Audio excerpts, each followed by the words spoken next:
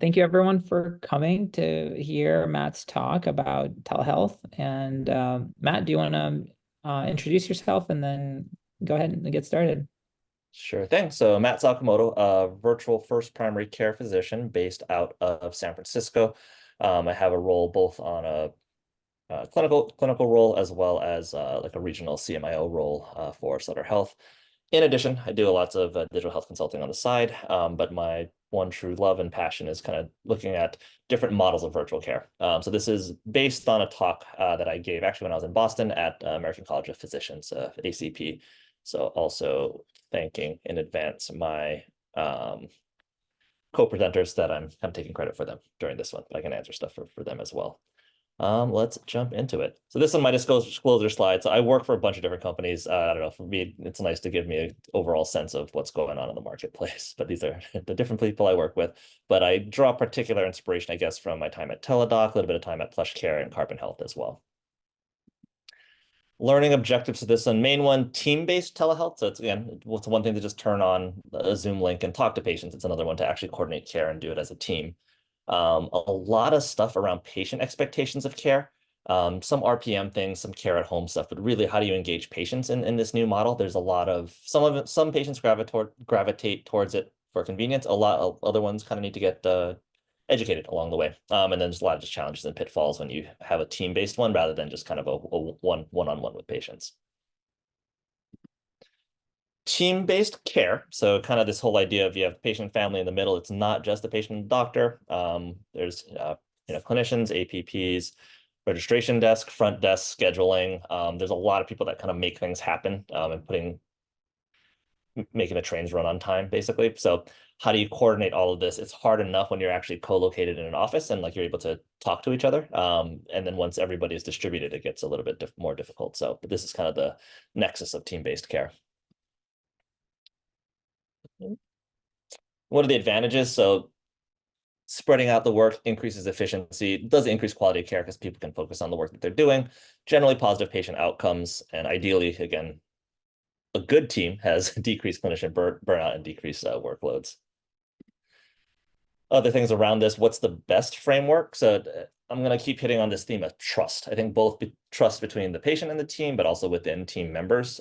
Roles and expectations, communication is huge. And then again, only gets harder when you're in a virtual world. One ways that people kind of do this is the morning huddle. So this is what I used to do in clinic. So you'd kind of huddle up with your nurse, look at the schedules for patients on the day. Anybody need any pre-testing or things that are set up, difficult patients that need a translator. So it's that idea of huddling with your team to kind of prep for the day. And this is just kind of highlights those things. So again, ideally spread out the work, decrease burnout. There's one thing, and I think I do subscribe to this. So patients should be in the center. I think they are. That's the focus on how can we help patients and their families. But ACP has a stake that physicians should be the primary leaders for the care team model. I don't know. I personally believe this. I think it'd be interesting to kind of talk to some of the APP versus physician-led team roles. And again, there's a whole set of payment models, delivery models that can incentivize this or disincentivize this. Talk to some of these things. So that's the components of team-based health, and then team-based telehealth takes it to a whole new level. I kind of hinted at a lot of those things there. So we'll talk through kind of my definitions of telehealth, and again, ways that they help and hinder team-based care. I think I've shown this slide, or I've dropped this slide a bunch of times in the Slack, but I really stopped using the word telehealth because that tends to focus a lot on the video visit portion, maybe telephone calls, but there's this whole continuum that I kind of refer to more as virtual care. Everything from texting, store and forwards, that's like texting pictures of a rash or something like that, chat or chat bot, to be able to kind of just really break up the care in a way that, like I said, then you can start to delegate it. And again, on the far right side, it's everything from group visits, some remote patient monitoring, everything up to like telestroke and tele-ICU, so high levels of acuity care. But again, that requires higher levels of like one-to-one attention. This one is sort of, I call it the team-based telehealth stack. So again, we're all nerdy enough here. but it all builds on each other. So I think you build towards this. Basically, at baseline, having a video visit software, something that you can kind of make that connection is the basis of the telehealth piece. Adding on the patient portal really does add one, security, but then two, like the bi-directional way for patients to message in. Back office communication, super, super important. So I think that's one that I helped launch UCSF's video COVID clinic back in the early days of COVID. And that was a whole different thing, kind of realizing like, okay, if the doctor has to communicate with the nurse and or the MA that's virtually rooming the patient has to let the doctor know what are the back channels of communication. And we had to kind of build those or figure out which ones are, HIPAA secure, are able to alert the doctor or the team member without like being super interruptive if you're in the middle of a visit with a patient, things like that. So there was actually a non-trivial thing to kind of walk through, and I'll walk through some examples of that. And then as you start to get fancier, layer on things like RPM, peripheral devices, AI chatbots, kind of adding onto the care. But that's kind of going left to right as a timeline that you go along there. And underlying all of that, the idea of patient preferences and digital literacy. So not every patient wants to do a video visit. So I think it's kind of like not forcing them to go through one of these channels either is super important. So always assessing what is a patient able to do, both from a health literacy and digital health literacy standpoint, as well as what does a patient want to do. Specific example here, and if people are interested, I can kind of go in a deeper dive, but this is sort of my tech stack. So it's called the Connected Care Clinic. We're on Epic for our EHR. Video is basically an embedded video within the Epic client, uses Twilio backend, Zoom as a backup because one of these things inevitably fail every so often. Jabber is actually kind of like the online phone option plus minus Doximity as the backup.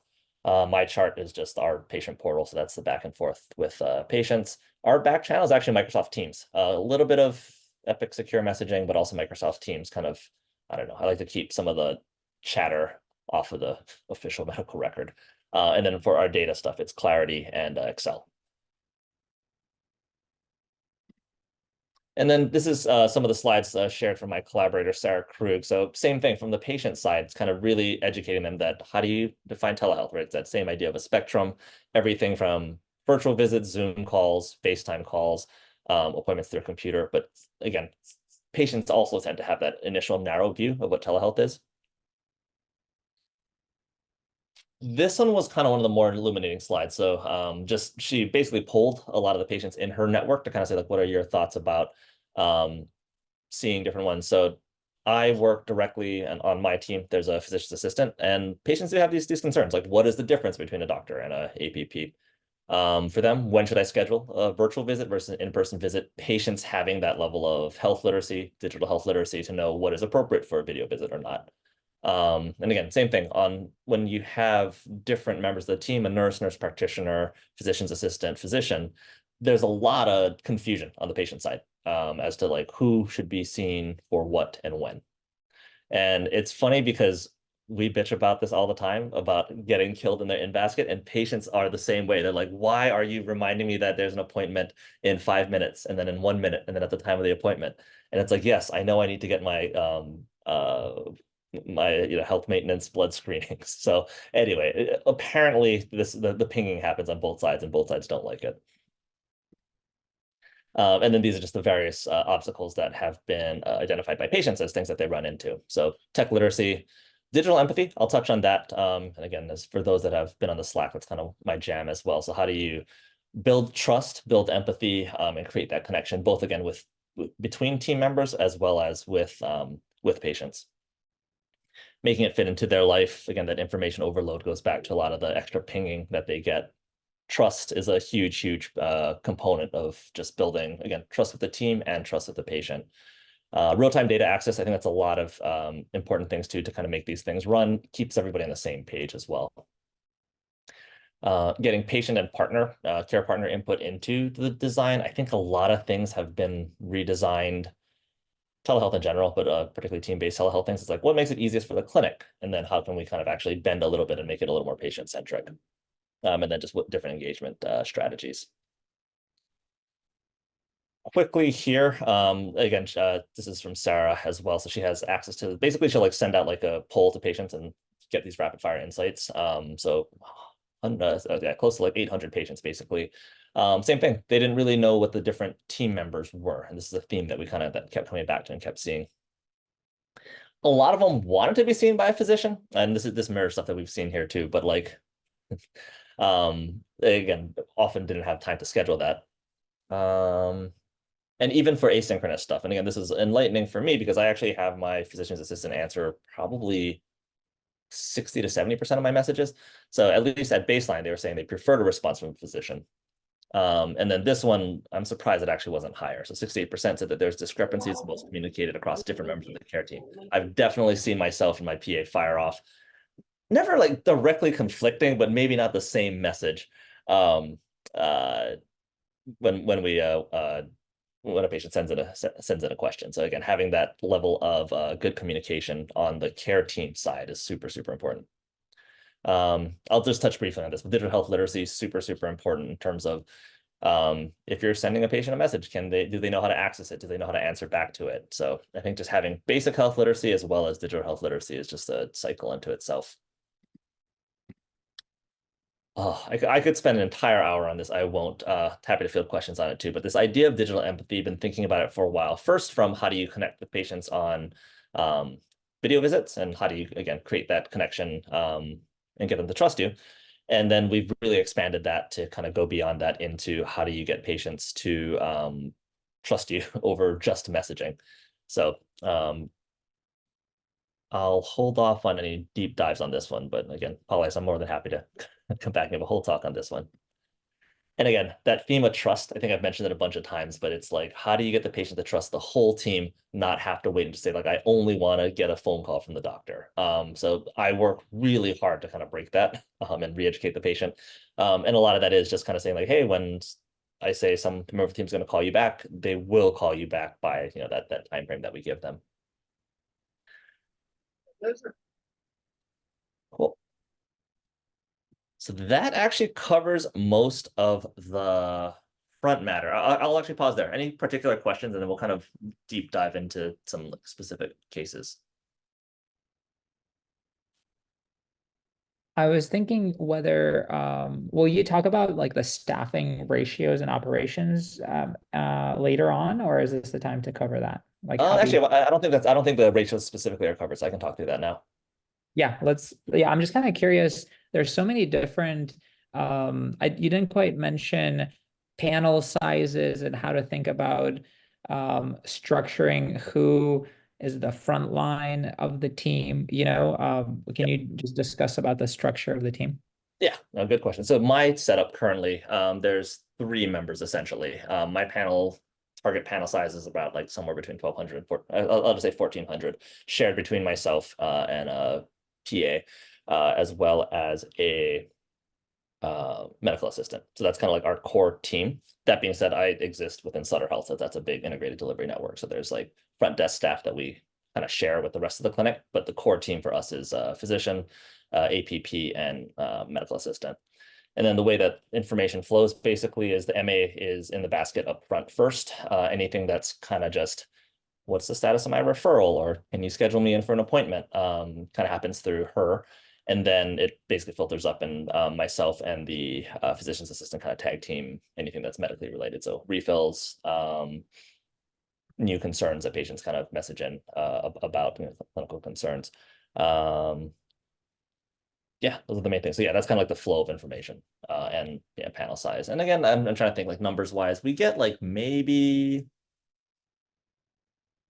it's not a ton, somewhere between like the order of like 10 and 20 messages a day. It's actually not a huge amount. And can Oh, you sorry, talk 10 and about 20 messages that make it to the clinician level, probably like 50 to 100, depending on the day, in terms of just like I need a refill or what's the status of my referral. yeah. And what about structured versus unstructured time and how that's evolved? Because I think that's not talked about enough in general. Yeah. Am I going to talk about that one? That one I might actually, that one I will touch on. That piece I will hit on. So I will table that, and I definitely have a slide for that one. Okay. And then in case anyone else wants to ask questions, either speak up right now or drop it in the chat and I'll call on you. But otherwise we can keep going, Matt. Cool. Let's see. So let's do, so yeah, virtual primary care basically kind of has like some of the core tenets of the things that I'm doing. Actually, to make it semi interactive, anyone want to volunteer to read the case? I will volunteer Frain, actually, Love it. if he forgives me. Okay, I will volunteer Volunteer, not me, but somebody else. volunteer me to read. Is it, you mean read this out loud? Yeah, read it out loud. Yeah. Okay. Dr. Martinez recently transitioned to a virtual team-based model with one RN and one MA. Clinical capacity was increased with video visits, but they struggle with the influx of patient portal messages. All three team members triage inbox inquiries, but non-urgent requests like medication refills that pile up between visits. Some patients are on remote CGMs, but they lack structured workflows for who reviews that data regularly. Additionally, the MA spends a lot of time supporting patients who struggle with technology access and digital literacy. For video visits, the MA tries to room patients virtually by pulling up their records ahead of time, but he cannot seamlessly transition patients to the video waiting room when Dr. Martinez is ready. Did I pass? You did. Sorry, there's one more. So it's home stretch, last bit here. You'd never mentioned 2 slides. I know, two for the price of one. While patients appreciate the convenience of telehealth, some raise concerns about the fragmented feeling of having multiple care team members involved and they don't fully understand their roles. Dr. Martinez sees the potential of this model to provide more holistic care, but her team is overwhelmed treading water with the new virtual workflows. How can they streamline processes, set better expectations, and become more strategic in how they leverage team-based care? Rain, love it. Thank you so much. And actually, I kind of want to, I don't know if we can do like show of hands or people just want to verbally say, like, does this resonate? Like when people made the switch either in COVID or peri-COVID, does any of this resonate, or did everyone kind of just flip the switch and they actually had a well-functioning Yeah. team? Yes, All right. definitely. Fictional case, but definitely inspired by many of my own travails.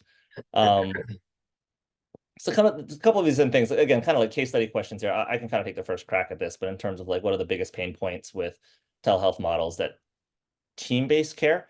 So I think a lot of it is just like we talk about it so much, people are getting like killed by the in-basket. And I think just being able to share that is one of the bigger just points of help. Actually, let me see if I'm gonna jump to one of those slides. I don't hit that. So yeah, may have also shown this before. So kind of the video visit workflow, you kind of have patient requests a visit, they have to maybe download the app, they sit in the waiting room. Maybe there's a little bit of virtual rooming. Visit itself is somewhere in like the 15-minute range. Then you follow up and say, come back tomorrow. Or, check in a couple of weeks. But I kind of go to this whole thing of like the idea of this meeting could have been an email. I'm sure we've also all had things where we're like sitting on the visit being like, I don't know why you're here to like, I would have referred you to GI for a colonoscopy for your screening colon. Like we don't have to be, there does not need to be a visit for that, right? And we don't like realize that, patients don't realize that. So that's the whole education piece. This is the slide I think, Polly, that I'll talk about in terms of how we structure our day. Traditional side is like, you want a productive physician, maybe really cram it in and have 15-minute slots. You can say 30 patients in a day. I don't know, what's the max that some people here have seen? People want to either shout it out or drop it in the chat. 40? Is it for virtual only or generally like? Let's just say general, or actually, let's say virtual only, even, yeah. But video visits, face-to-face time still. I'm probably on the average side, like 20, to be honest. Like we have a pretty protected time where I work, and it's pretty nice to, so yeah. Nice. And Michael's saying, yeah, 80 to 90. So yeah, it's this idea, and I get it a lot on my side where the traditional folks in 10-minute visits, yeah. Async 40, yeah. But it's this idea of like, how do you decrease white space and have the most efficient use of patients slotted onto a calendar or onto a schedule? But then if you think about it, right, like how many of those are like, that's a blood pressure check or something like that, where you're like, I would have been fine if the patient just sent me their home blood pressure and I could have titrated my meds that way, right? So it's this idea of like how many of those could have been an email. It's this idea of like consultative continuity. Again, it's another picture that I drop into the Slack often, but this is from Zev Neuwirth's Reframing Healthcare. But it's the idea of like, rather than everything being a dumping ground for primary care up at the top, how do you have this coordinating platform that you can then delegate things to, right? So this is idea of a pod, like myself, the physician's assistant, as well as the MA, kind of triaging some of these things, and then actually saying like, not everything has to be done by either myself or the PA. Like some things can actually just get sent over to behavioral health, or we have a health coaching app for some of these things. So there's things that we can actually kind of kick off to other people that don't even hit my inbox at all. So again, different things: on-demand chronic, on-demand urgent care, complex chronic care. We actually at Sutter has like a advanced illness management team, so it's like a dedicated case manager to help move some of these parts around. So these are things that like I don't even know are coming through, and then they just get sent over to these different parts of the wheel. So again, one person shouldn't shoulder all of these things, and the way that you do this again is kind of breaking things down. Things that used to have to be each of these visits, which you then triaged. You say, hey, if it comes in as a message, we can actually start to move these pieces around earlier and faster. All right, let me see if there's anything else interesting on this one. I think this is another piece too. So how do you keep it personalized when you have like different team members? And this just goes back to like really, really, really good team communication. Is it this one or is it the next one that I have? That'll be on the next case actually, so I'll talk through it then. But this is the other piece here, so kind of chat-based primary care. So I think the way that my day breaks down personally is Mondays are my video visit days, so kind of things that just tends to be like stuff piles up over the weekend. You kind of have to like address various things that kind of built up. So Mondays are my dedicated video visit days. Rich, who's my physician's assistant, has basically hybrid days on Tuesdays and Thursdays. So, but he's physically sitting in office. I'm physically in office on Wednesdays. So between the four of us, we basically have like some kind of synchronous time for all of our patients, Monday through Thursday, and then Fridays are like an admin unstructured day, but it's time to like, again, catch up and kind of do a lot of the messaging stuff and get things tied off for the weekend. And then on any of the unstructured days, if for whatever reason the patient has something that they need to be seen for, I can flip that into a video visit and say like, hey, it's not a schedulable spot, but like I don't know, the cough that you're having sounds kind of serious and I'd like to address it before the weekend so you don't go to the ED over the weekend. So like, let me lay eyes on you and see what's going on. So I have the ability to flip stuff into video visits on my unstructured days. Paulie, so that answer kind of your question about like the breakdown of days. It ends up being 80% of my time, 80% of the care probably ends up happening through messaging, 10% by video visit, 10% by in-person. Yeah, that does what I do you you clearly function in a 3-person pod and then share the front desk and then have a panel that you're already familiar with. How do you think what is it possible to do this without you being closely working with your team? Like if you just had different people in your pod that cycled in and out of those 2 positions that were supporting you, would that be different?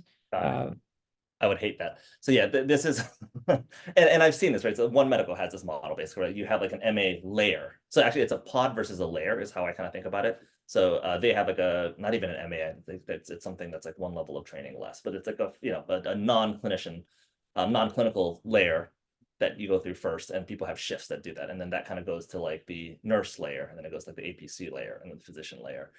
That's great for efficiency. And it's like, if someone's out sick, you just pop someone else into that. But at the point that each member of the team is kind of a widget that you can swap in and out, you lose that patient trust piece. So that going back to like, how do you build trust, how you do things before, if the MA told the patient like, oh, like, I don't know, Dr. Sakumoto looked at your labs and said that your, CBC or your white count of like 3.9 when normal is 4 is fine. At first they like might not believe her and say, I want to get the phone call from Dr. Sakumoto to hear that. But once you have the MA build trust, there's a lot of things where like they can pass along a message from the care team, from one of the clinicians on the care team, and then they start to trust that person. So like having the same MA, having a name for the person makes a big difference. So I'm a big proponent of pods. And again, it goes to that question of like, how do you build in redundancy, right? Because it's like no one's going to work every single day and people get sick sometimes. So do you have 2 MAs? But yeah, I think having pods probably not bigger than like 4 people per role. Because once it gets bigger than that, you start to lose that cohesiveness. But I feel very strongly about the pod concept. Nice. There we have this is actually very insightful. We have a couple questions in the chat. I'll go with Dr. Afridi first, and then we'll go to Shivi. Dr. Afridi, why don't you ask the question so that you can phrase it properly? Don't want to. Yeah, so a lot of times the physician ends up, let's say, like, for instance, I have a panel of like 1,000 patients. I'll have like 3 or 4 caseworkers dealing with differing HIV patients and stuff. And so really the question is, in your team of 3, do you all sort of commit to a family of, 500 patients on your panel size, and then you sort of take ownership that way? Whereas a lot of times I find in this process where if I come in on a day and I've got all these different caseworkers, there's a lack of ownership because I don't feel like there's one caseworker who's working with me and we can't like sort of hold each other accountable and sort of like level them up their license, whereas sometimes I get the feeling that everybody's just there for the paycheck. So there's that feeling also, whereas like the liability falls on me and I'm like, why isn't this getting done? Why isn't this getting done? Whereas the feeling of having the family of patients is definitely more enticing, and I think would create a better care as well. So that's really my question is, how do you see that working in, ideally, I see what I would like to see, but how does it work for your team? Yeah, I think for ours, we cover each other completely. Like there's not really a segmentation within the panel, and the panel sizes are kept small for that reason, right? Like I can cognitively maybe hold 1,400 is pushing it, I think, but like I can cognitively hold like that many different patients at a time. I forgot to mention the one other thing that makes this work is it's like an 80-20, 70-30 split of the patients are on some sort of either value-based, some sort of value-based contract. So be it a commercial HMO or Medicare Advantage, a little bit of Medicare shared savings. So that allows us to say like, hey, it's not per visit. It's kind of these things where it's like, we're getting revenue for these patients, per page, per member per month. And that allows us to be like, okay, we're going to keep the panel size smaller. So yeah, that's the other piece there. But I think everyone, going back to this idea of like, if a message comes in, like everyone is able to hop in and do it and have some level. I think there's like just by days of the weekend, things that's like some of the patients got to know the PA better, some of the patients got to know me better. But when they're messaging and stuff, I think there are most times actually, so basically what I say is like if a message comes in, either of us should be able to handle it. That's what the electronic health record's for. Let's make sure that our documentation is set up in a way that we can cross cover for each other. And then in rare times, like I'll message Rich and be like, hey, I think you like had like a really long goals of care of discussion with this patient a couple of days ago. Do you want to take this one? But it's more of the exception than the rule that will specifically hand off particular messages or particular patients, if that makes sense. Thanks. And Shivi, you had a question about billing. Do you want to ask that? Sure. Yeah, so, well, I had 2 questions. The first one is, how has like restrictions around incident to billing and telehealth eligible interventions and visits actually impacted your practice in actual practice versus like how it was before when there was more restrictions? That's the first question. We'll start there. Yeah. So the upside is all of this practice here is like we're tied to a local health system, right? So I think a lot of the cross-state license stuff didn't really matter because everyone's in California. That part worked out okay. And for most of these, the other thing too is being in California, there was always like payment parity for telehealth visits. Like that's just been in place since pre-pandemic for basically everything but Medicare. So all of the other plans basically kind of stuck to that. So from that standpoint, the model never really changed. It's like we do telehealth if we need to. And there wasn't that in between. And I want to make sure, did that cover, I'm not sure if I 100% understand the incident to billing, but I think not a lot has changed, at least for our setup though, is the short answer. Okay, that's, yeah, as long as you learn more about the change, if there was any. Yeah. And then my second question was around, I think to an earlier point that you had talked about, and the idea of like, there were people coming in for visits that could have just been done over telehealth. Do you know, or have you ever tried to figure out the cost? Like not just the cost in terms of like who's paying and blah blah blah, but like more about like the structural cost and the process cost to provider for like short, unproductive appointments that happen in person that could have been done on telehealth. It's funny because it's like all of the math actually flips the other way, right? In a fee for service world, you're like, oh, that's a chip shot. That's great. Like I checked your blood pressure, that's a 99213 at least, right? Based on the billing rules. So I think it's often like the other way around. So no one's really had to ever calculate that cost. Short answer is no. I don't know if anyone else has thought about that or calculated it out that way. Mostly it looks like something that you can see more patients for and bill for in a fee for service land. Oh, okay. Yeah, because I'm just thinking, like if someone comes in for like a 10-minute visit because of the inefficiency and the unproductive nature, but maybe I'm getting into like how fee for service is really bloating our system. Kind of. It is. It's the short answer. And the other thing too is like sometimes it'll block out a patient that may actually need to be seen, right? So if I have like 4 worried well patients that come in that want to talk about labs, maybe someone that like actually needs a diabetic foot exam, like wasn't able to schedule that day because things were blocked out. So yeah, that's a discussion I have frequently with my care center manager. Thank you.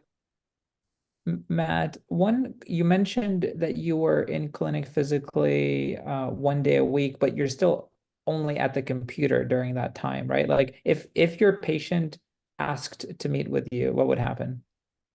Oh, good question. So the Wednesdays basically are my in-person clinic days, and I bring patients in. So it's kind of like that's the way that we sort of structure it. And so if they need to like come in for, I guess like a physical, actual physical exam, those kind of things. Sometimes we'll actually have it there where it's like they don't need to be seen in person, but it's kind of like if it's at their first visit and they're pretty insistent on it, then we'll say like, hey, why don't you come in? So again, that goes back to like we'll bend a little bit for trust building to establish that relationship, not because it's required by law, but because it's like the patient kind of wants it. And then they're like, oh wow, parking sucks here. It's like so expensive. Next time I'll do this as a video visit. So there are some patients and many patients that I'll establish with as a new patient, usually on my Monday video visit days. And we tell them that like, hey, you don't need to come in. You can just get your labs done at some point. And then you can do your video visit sooner with Dr. Sakumoto.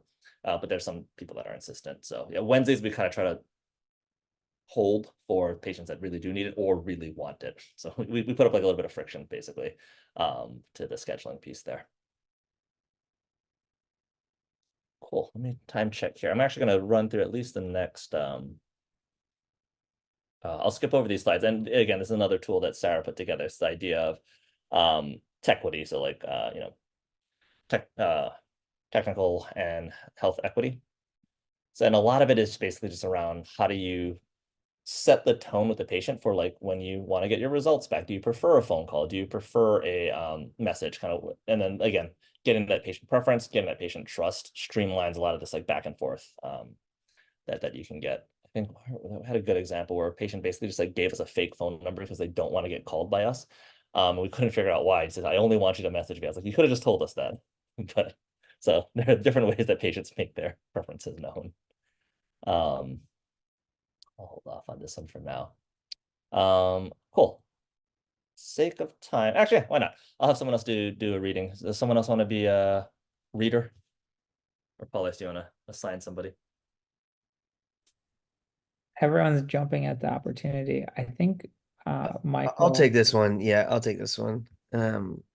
So Miss Patel, 82-year-old patient with multiple comorbidities, cared for by her daughter, Anali. I think I said that right. For Miss Patel's complex needs, she's in a team-based telehealth model to provide comprehensive virtual care. During video visits, I think it's Anjali? I don't know. Anjali participates seamlessly as a caregiver, sharing updates and concerns. The nurse care coordinator loops in the other team members like a social worker to assist with community resources. An AI chatbot is integrated into the practice secure messaging system to help triage queries, provide self-management, education, and remind Ms. Patel about appointments and medication adherence. This allows the clinical team to focus on higher level issues during virtual encounters. And so actually, I'm curious around this, particularly, I mean, I threw in the AI chatbots because why not? And that's the hype thing. Does anyone actually use an AI layer as their front layer for any of their practices? Yes, we do in terms of a support. So like, you know, just very FAQ questions, I would say, that are chatbot handles. And Frank could talk more about this, but all those basic FAQ questions, they get managed by our AI. I know. I wish I had that layer. I mean, right now, by AI, it's my MA that kind of handles that. But I think a lot of these things, again, you could just kind of have that layer and build additional capacity up for everybody to do more things. Other pieces, main highlight of this is really having the caregiver is just as important. I think as the patient themselves, particularly in older patients. For my patient population, I mean, I have everybody from 18 up through 98. And we are like aggressively finding basically people that can proxy access onto my chart and or help the patient do their video visits and stuff. So like basically first visit, I think even on our intake questionnaire, like, is there someone that you are comfortable with? Also helping coordinate your care, and are you okay designating them as someone that we can message? And there's a lot of patients where like basically I just message the wife because the husband never checks any of the messages, but the husband says it's okay, so we kind of we go with that, and they basically become the tech support when we're doing different video visits.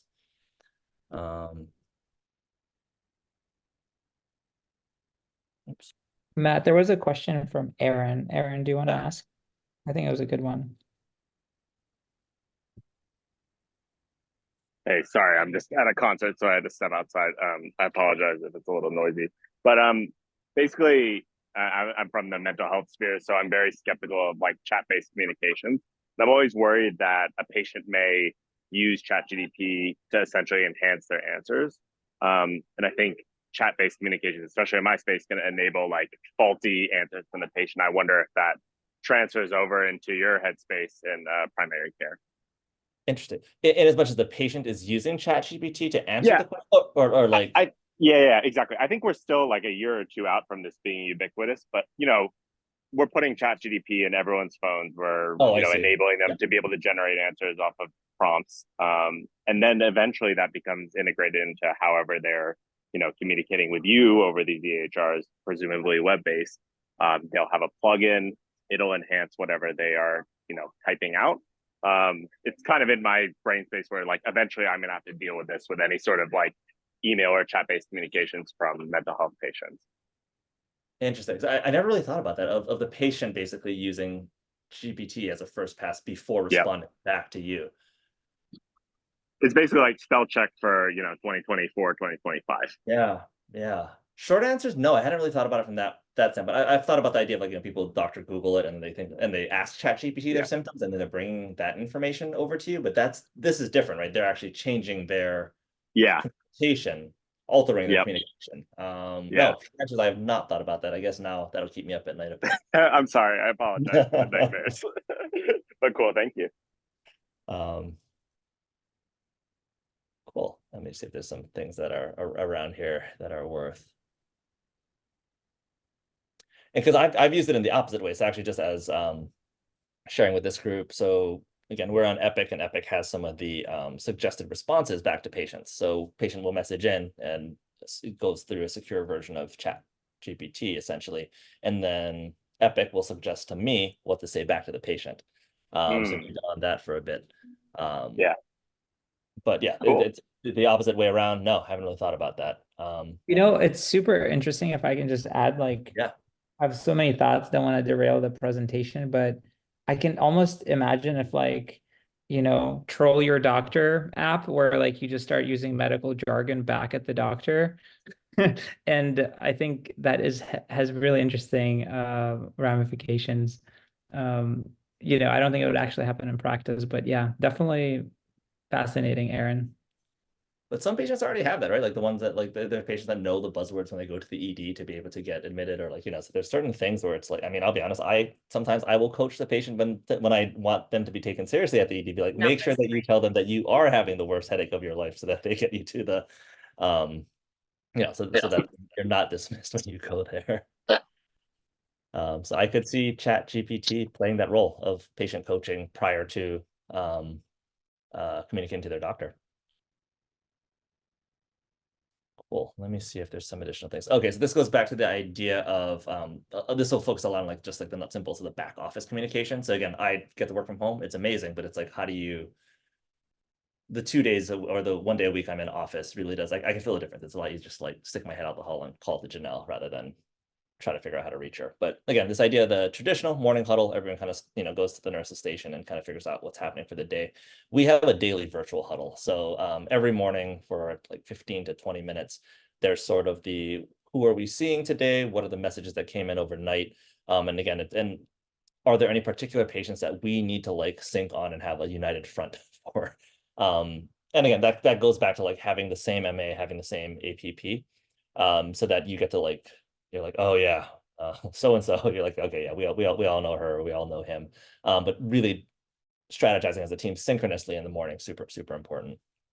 So the 1.0 version of what we did had a health coach, and then we just do a lot of data driven stuff too. So like, how do we know, are we hitting our patient experience scores? Are we hitting our quality metrics? Things like that.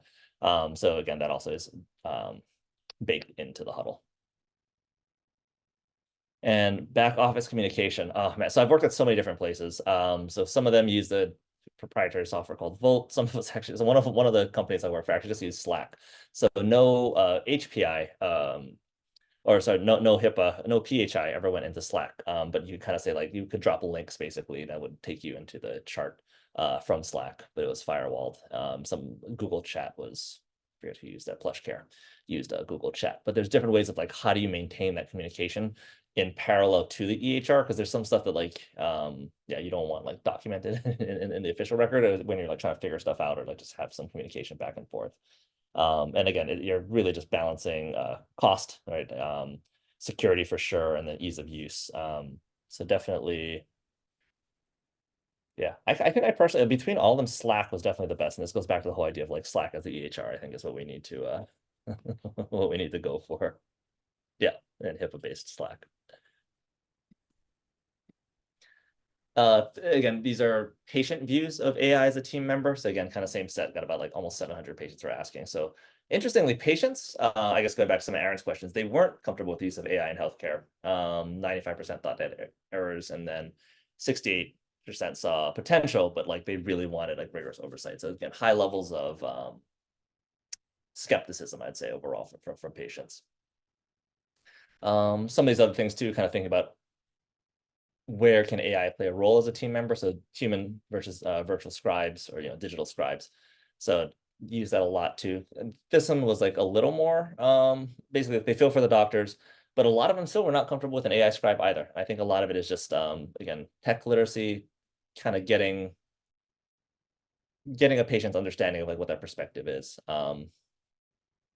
I will say I use a AI scribe at work, and like my decline rate is probably less than 5%. So it's opt-in per patient, but really most patients say sure. And then patient portal messaging, again, patients don't want to have direct AI fielding symptoms for these things. And then again, kind of if it's just task-based things, so it's just scheduling appointments, they wanted it. And then again, using it as a guide to find basic information. So I think that wayfinding and things that they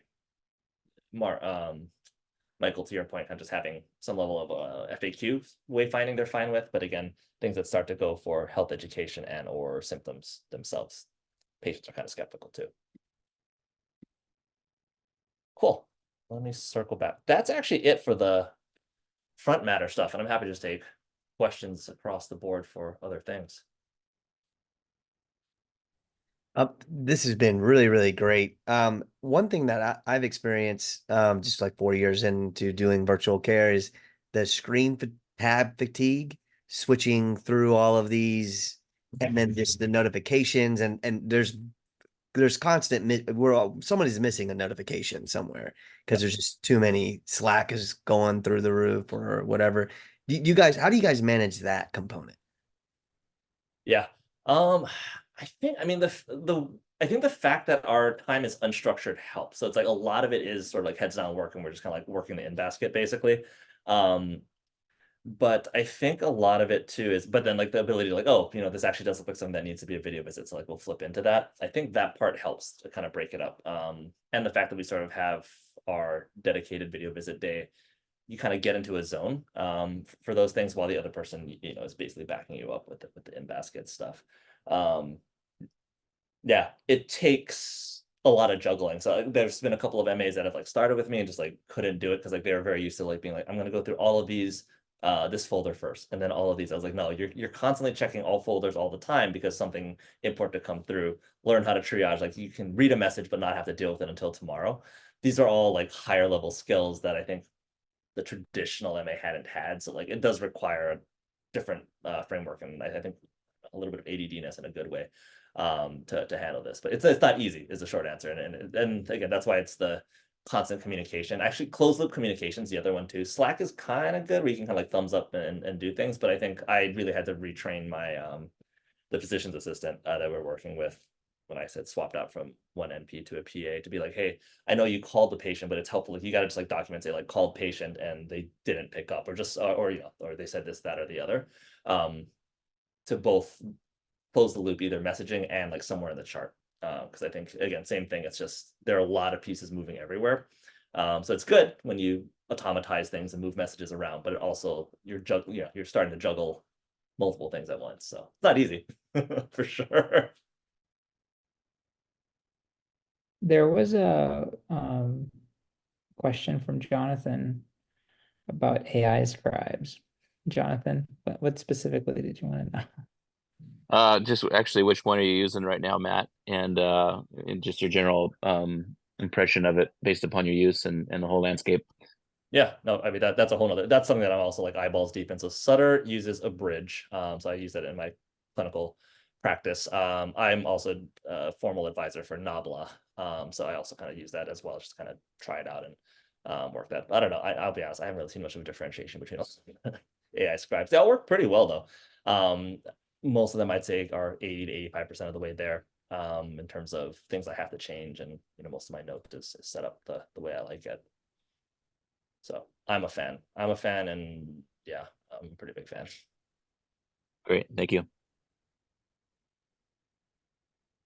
Matt, I had a question whether you've had moments where like the patient just like cannot handle the tech, the reception is bad, and like it just goes nowhere. Like, or do you feel like your success rate is pretty good, like as in person? No, I mean, it's one of those things where it's just like no one to bail, basically, right? I think is really helpful. So kind of knowing the limits and saying like, hey, like this just isn't working. I think you got to come in. The other thing that has really helped though is actually I'm just realizing the key role of the MA on the team. Having the medical assistant virtually room the patient, basically treat it as if that it was a in-person visit. So, you know, if your visit starts at 2, we ask you to come into the clinic in person 15 minutes prior so that we can do some of the paperwork, all the other things. So they start calling the patient at 1:45. Do they always pick up? No. But if they do, the MA is able to like realize that there's a tech problem 15 minutes prior to the 2 o'clock time when I'm starting. So like I don't know, I'm a little draconian about this, but like I basically say like my goal for our clinic is to have, whether they're in person or virtual, the visit starts with the clinician at the time of whatever it says on the schedule. So we do that both by making sure the patient shows up early and or there's like, you know, some level of tech check that the MA is doing when they're virtually rooming. So that virtual rooming piece actually makes a big difference. That's great. So we have a question from Danny, or would you prefer to go through the slide with the timing? Let's see. I'll just go through this here. So this is sort of like I kind of gave like the first 2 case studies were sort of around like how are people just starting out, kind of what's a more futuristic one. So this is actually kind of basically how my model works. So there's like a team of nurses that's not on my team specifically, but MAs, virtual scheduler, shared inbox makes such a big difference there. And again, actually, I guess I didn't realize it was up here, but yeah, having the virtual MA room prior to the video visit just like makes the trains run on time. Like I think that alone is like just such a big difference. And again, sets patients' expectations, how to prep for these things. So yeah, I think definitely effective, efficient patient care. I haven't quite gotten into the home monitoring device piece. We do a little bit on the weight monitoring and blood pressure monitoring. And again, we've chosen not to chase the CPT codes of RPM. We just kind of do it to be like, hey, can we get them to goal faster by using remote blood pressure cuffs?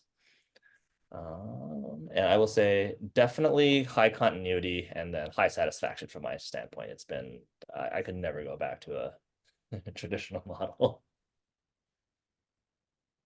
And yeah, Danny's question about how many patients do you see 100% virtually and are you establishing patients? So I will establish care virtually. So like first visit can be virtual.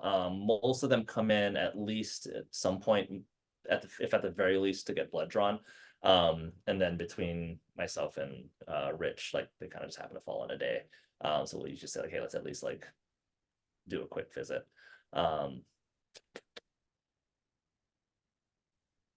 If I don't know, did that answer your question, Danny? I guess how many do you see? So I guess almost none of them are 100% virtual. Most of them have to come in at least once. Like there's a few that are maybe like that, 23-year-old off at college, maybe like they go to college at UCLA, but like their parents live in the Bay Area. But even then, they usually come back and do at least one visit, like in person with me when they come back. Yeah, we're seeing an issue here in Richmond specifically where there's a bottleneck at the door of the ED, and a lot of these patients don't have PCPs. So they need to do some sort of transitional care management, and we're trying to figure out ways to establish them with a physician. So usually it has to be done virtually because the patient needs to go right into home health because there's no sniff beds available. So they're usually going home, which is really hard to get them in to see the PCP. So we've been juggling with, can we do this virtually? Is it safe to do this virtually? We probably should get an MP or a PA out to the home to put hands on the patient, especially considering they're incredibly complex. So have you experienced anything like that? I know. Okay, yes. No, thanks for clarifying that. I should have had you read the question out loud. No, it's okay. Try to read your mind. Again, this goes back to how do you do improved communication? That's the difference between patient portal message versus the video visit is the ability to clarify. So short answer is like, yeah, I 100% have had like established care visits virtually, a decent amount. And across all levels of complexity, I think it depends on how much information is already in Epic, right? So if they've kind of seen the cardiologist before, I guess if you're post-ED visit, there's at least some level of someone did an exam. There's like some baseline labs and things like that you can base things off of. For me, I'm personally pretty comfortable establishing care with a patient virtually. Most things, I'll be honest, that I get answers for are based on imaging and labs and patient history. I don't know. There's not a whole lot of things on physical exam that like I need to do. That's going to be like a make or break decision on what I might do for treatment. Or if it's like something that like I think I really need a physical exam for, they're probably sick enough that they probably should go to urgent care anyway. So yeah, it's I don't know. I think it's safe. It takes a different level of confidence on the clinician side. And as additional context, I worked at Teledoc for a little bit. I worked at Plush Care, and so that was 100% virtual primary care. So I was doing patients I had never met before in person, but there's some level of chart info, prior labs, things like that. Yeah, I've done it. I think it's safe to do so. Kenneth had a good question that relates to what you were just talking about, and we're almost at time. So I know some of you will need to hop off. I'll ask to turn on cameras and I'll actually pause the recording now.